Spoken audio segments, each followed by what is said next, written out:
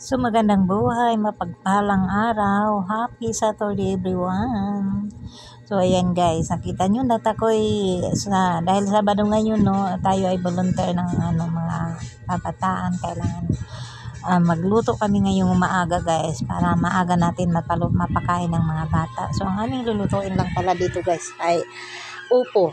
So 8 pirasong upo na malalaki ang ating lulutuin dahil ang ating bata din napapakainin higit 100 plus. So kaya kailangan marami no guys. So sa umagang ito nakita nyo lang yung aking pagmumuka. Gawa ng tinatago ko dito guys yung kutsilyo, yung matulis na bagay. So ayan, for the good talaga guys kapag nagbibideo tayo. Nilagyan ko na nga yung mantika at mainit na nga at nilagay ko na nga dyan yung sibuyas at bawang. So nilagyan ko na rin ngayon ng kamatis guys. So marami-rami ang kamatis dahil mura ngayon ang kamatis. Masarap ang ating ginisa pag maraming kamatis. Diba? Kaya naman guys, for the go, gisang person. So ayan, ang aming lulutuin na upo. Kailangan naming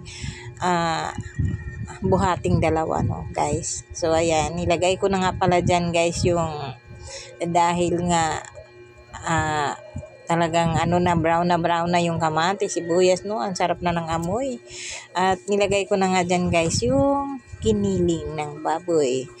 May kamahalan ang baboy ngayon guys, pero okay lang yan guys dahil para naman sa mga kabataan, bigyan natin na panlasa na ayon sa nais ng mga bata.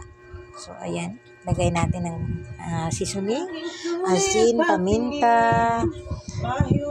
Hello everyone, yung aking nagbo-voice over ako dito, maingay. Ayan guys, no?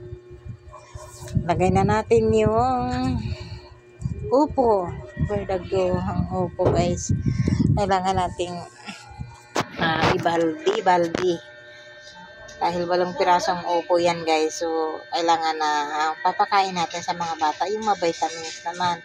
Kailangan gulay naman kasi para ang ating mga kabataan ngayon medyo mahirap pakainin ng gulay, pero dali natin to sa panlasa ng mga bata guys. So itong upo talaga paborito ko to no. Isa sa gulay na paborito ko ang upo. Naku, napakasarap na yan guys, lalo na pag giniling ang ating halo no. Ayan. Diba? Talaga naman, alam niyo na, kailangan na dalawa dito guys. Manghingi ako ng tulong sa aking kasisi kasi mahirap dito mag shake pagka ikaw lang mag-isa. Kaya kailangan hingi tayo ng tulong kasi naman guys, hindi lang ako dito nag-iisa, apat kami dito guys no, na magtutulungan sa pagluluto, pag-prepared ng papakain para sa mga kabataan ba guys. So dahil volunteer tayo no, happy tayo dito pagka magluto tayo dito kasi para ma-happy din ang kumakain. Yan guys, no? Diba?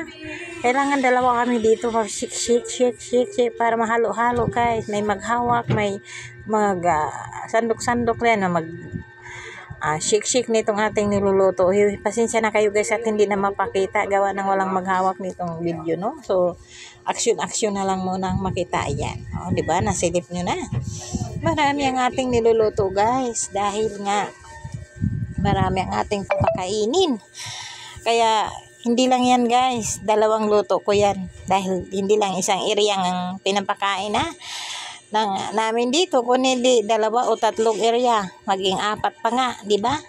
Kaya thank you Lord sa mga kalakasan na pinagkaloob sa atin na maibahagi din natin ang ating lakas para makapagluto para sa ating mga kabataan doon sa area. So ayan mga guys, ang ating nilulutong upo, di ba? Sarap na guys. So hindi muna natin yan siya masyado lutuin at nilagay ko na nga yung tokwa sa ibabaw. Sarap, di ba guys? So yun lang guys. So di ba, yung isa kong kasama, happy lang for